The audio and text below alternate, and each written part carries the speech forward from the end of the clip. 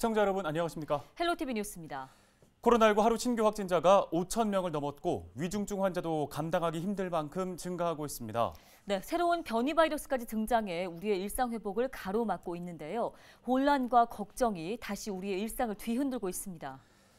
네, 걱정에 사로잡히기보다는 연말 불필요한 사적 모임을 좀 줄이고 또 방역 수칙을 잘 지키면서 평소와 같은 일상을 보내야 할 필요가 있겠습니다. 자, 모두가 함께할 때 일상 회복을 앞당길 수 있다는 점 다시 한번 기억하면서 헬로티비 뉴스 시작하겠습니다.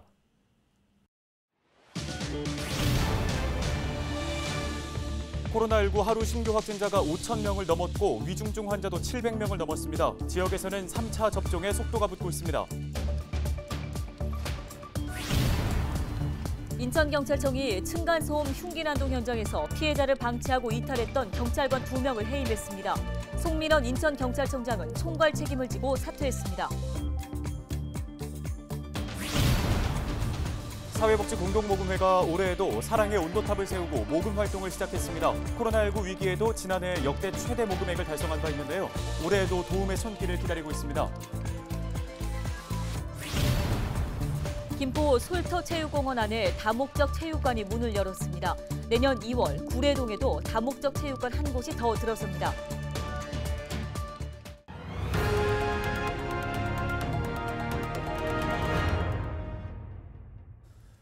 예, 12월의 첫날이자 단계적 일상회복 시행 한 달 만에 코로나19 확진자 수와 위중증 환자 수가 모두 역대 최다 규모를 기록했습니다. 네, 먼저 이를 오전에 있었던 코로나19 중앙재난안전대책본부의 정례 브리핑 내용을 듣고 오겠습니다.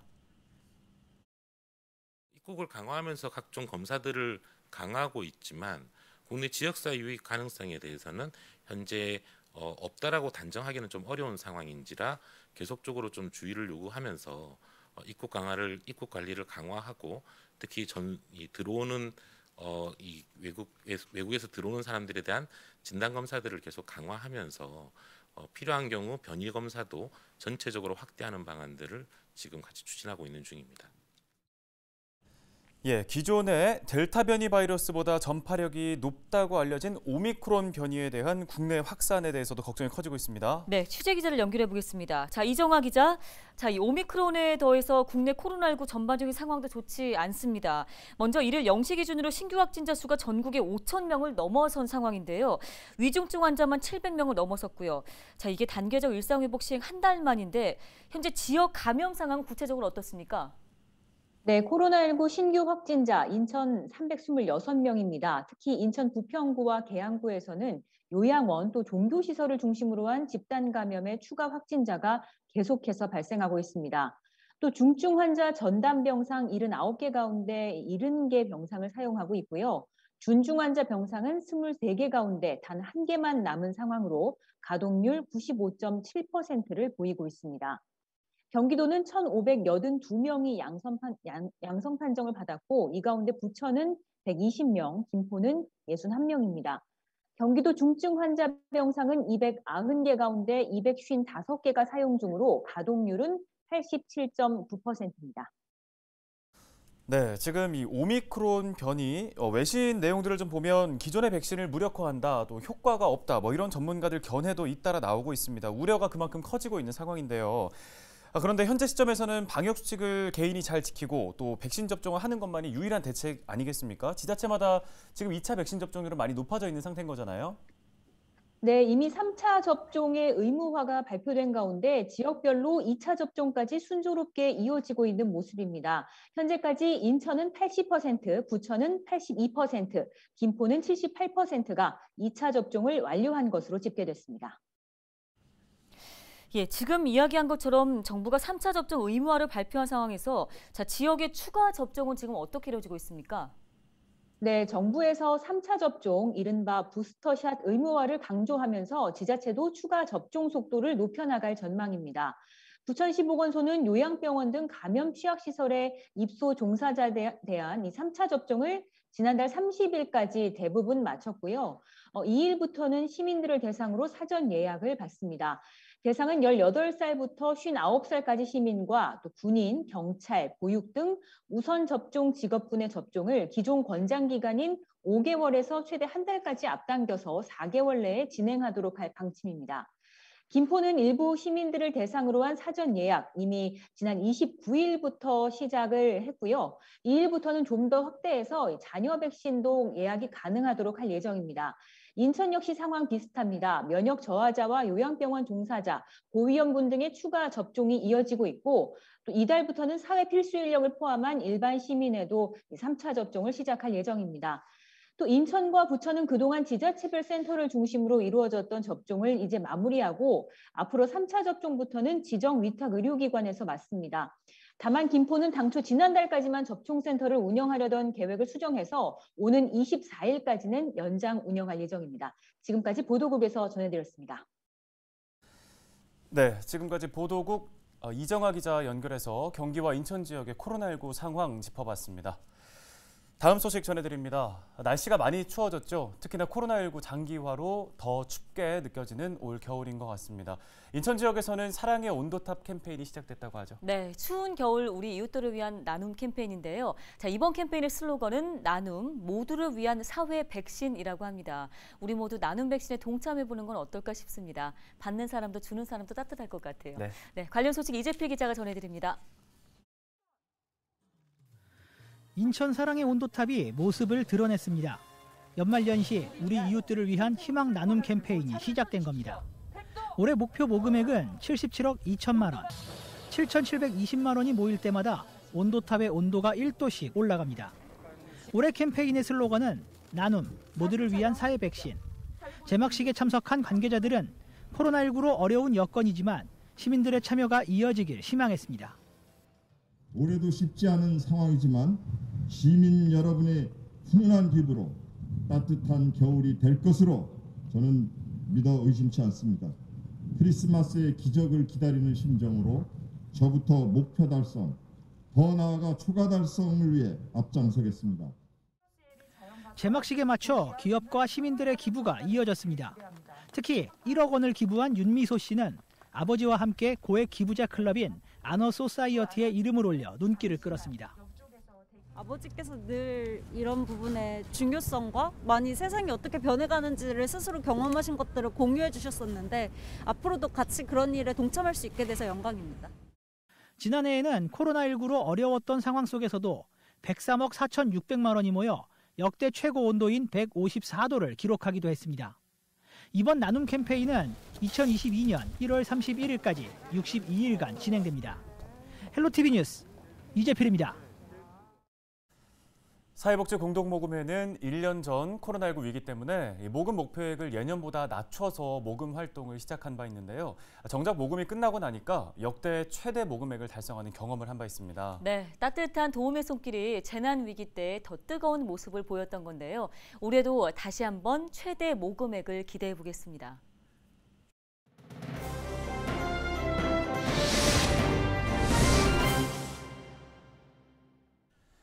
네, 다음은 키워드로 살펴보는 우리 지역 뉴스입니다. 자, 오늘 살펴볼 첫 번째 키워드 바로 사퇴입니다. 최근에 경찰이 층간소음 흉기 난동 현장에서 피해자를 현장에 방치한 채 이탈하면서 큰 논란이 됐죠. 지난 1일 송민원 인천경찰청장이 사건에 대한 책임을 지고 사퇴했습니다. 송 청장은 입장문을 통해 이번 사건의 피해자분들께 다시 한번 사과드린다고 밝혔는데요. 앞서 인천경찰청은 징계위원회를 열고 논란의 당사자인 경찰관 2명을 해임한 바 있습니다. 감찰 조사 결과 피해자 구호와 즉각적인 현장 조치 없이 현장을 이탈하는 등 부실하게 대응한 사실을 확인했다며 대상자의 업무 범위와 책임의 강도 등을 종합적으로 고려해 해임을 의결했다고 설명했습니다. 네, 두 번째 키워드 살펴보겠습니다. 공공 배달 앱입니다. 일부 지역보다는 다소 늦기는 했지만요. 부천에서도 이 공공 배달 앱 서비스가 시작됐다는 소식입니다. 부천시는 1일부터 경기도 공공 배달 앱 서비스인 이른바 배달 특급을 본격적으로 운영한다고 밝혔는데요. 특히 부천 가맹점 신청률이 당초 목표에 대비해서 90% 이상 웃돌며 1,900여 곳이 신청을 마쳐 비교적 조기에 정식 사업을 시작할 수 있게 됐습니다. 경기도 주식회사가 운영하는 공공배달앱 배달특급은 사설 앱과는 달리 광고료가 없고요.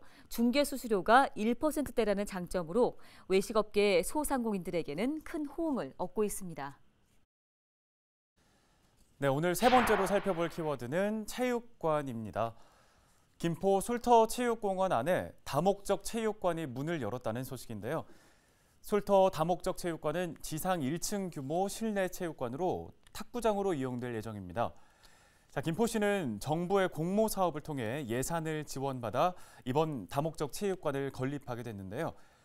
함께 공모에 선정된 체육관 2곳 가운데 마산체육관은 올해 문을 열었고요.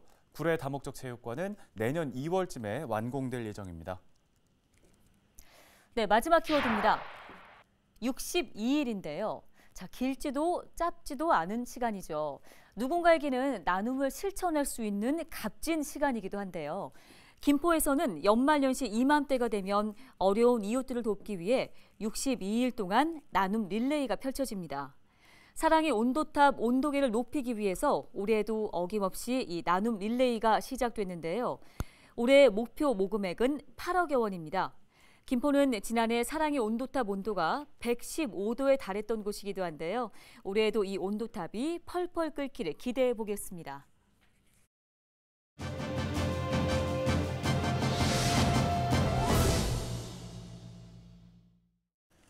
부평구의회에서 청년 문화예술 활성화 지원 조례안이 상임위를 통과했습니다. 네, 해당 조례안을 발의한 신진영 의원을 전화 연결해 보겠습니다. 의원님 안녕하십니까? 네, 안녕하십니까. 신진영입니다. 예, 자, 청년 문화예술 활성화 지원 조례안 발의하게 된 배경부터 들어보겠습니다. 부평구는 2016년부터 문체부 사업인 음악융합도시 조성사업을 추진해서 올해 1월 문체부로부터 제2차 법정 문화도시에 지정되어 삶의 소리로부터 내 안의 시민성이 자라는 문화도시 부평이라는 비전으로 시민들의 삶 속에 함께 호흡하는 문화예술 확산에 힘을 기울이고 있습니다.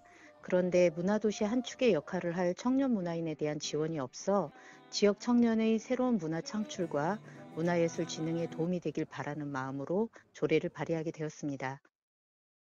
네, 이번 조례안에 담겨있는 주요 내용들도 소개를 좀 해주시죠. 조례안에는 구청장의 책무로 청년 문화예술을 활성화하는 데 필요한 제도와 여건을 조성하고 청년 예술인이나 청년단체, 동호회의 활동을 적극적으로 지원하도록 규정하여 청년 예술인이나 청년단체의 기획, 창작, 교육, 공연, 홍보활동, 문화공간의 확보 및 조성, 국내의 청년 문화예술 교류활동 및 지역 문화예술 공동체 활성화 등을 위한 행정적, 재정적 지원을 할 수 있는 근거를 마련하였습니다. 네, 이 청년 문화예술 활성화 지원 조례안을 통해 기대되는 효과도 궁금한데요. 어떻게 전망하십니까? 근본 조례안의 제정을 위해 지역 청년 문화예술인들과 의견을 나눴는데요. 그중 공연이나 전시를 할 때 홍보에 대한 어려움을 말씀하셔서 부평 사람들, 부평 문자 알림 서비스 등을 활용하여 홍보가 가능하도록 했고요. 부평구 청년 문화예술인들의 DB를 구축하고 온라인 커뮤니티를 만들어 소통할 수 있는 창구를 요청하셔서 온라인 커뮤니티 공간을 만들어서 부평구청 홈페이지에 연동되도록 했고 그 외에 국내의 청년 문화예술 교류 활동 지원이 필요하다는 요청으로 이에 대한 내용을 담았습니다. 이 외에도 공연을 준비할 때 부평구 생활문화센터에 장기대관 등을 이용할 수 있도록 협조 요청을 해두어 실제 청년문화예술인들 활동에 도움이 되리라 기대하고 있습니다. 네, 상임위에서 가결된 이번 조례안은 12월 10일에 열리는 제2차 본회의에서 최종 의결될 예정이라고 합니다. 자, 오늘 도움 말씀 여기까지 듣겠습니다. 지금까지 부평구의회 신진영 의원이었습니다.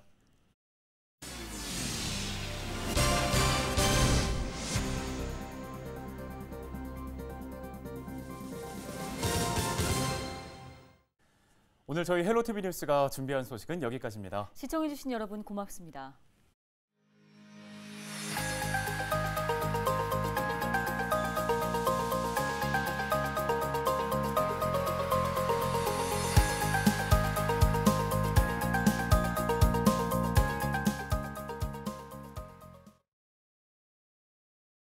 갑자기 떨어지는 한파, 어떻게 대비해야 할까요? 기상청이 한파특보를 발표하면 실내에서는 적정 온도를 유지하고 바깥에서는 목도리, 장갑, 모자 등을 착용하며 수도계량기 배관 등은 미리 점검합니다. 기상정보를 자주 확인하는 습관, 겨울철 안전의 시작입니다.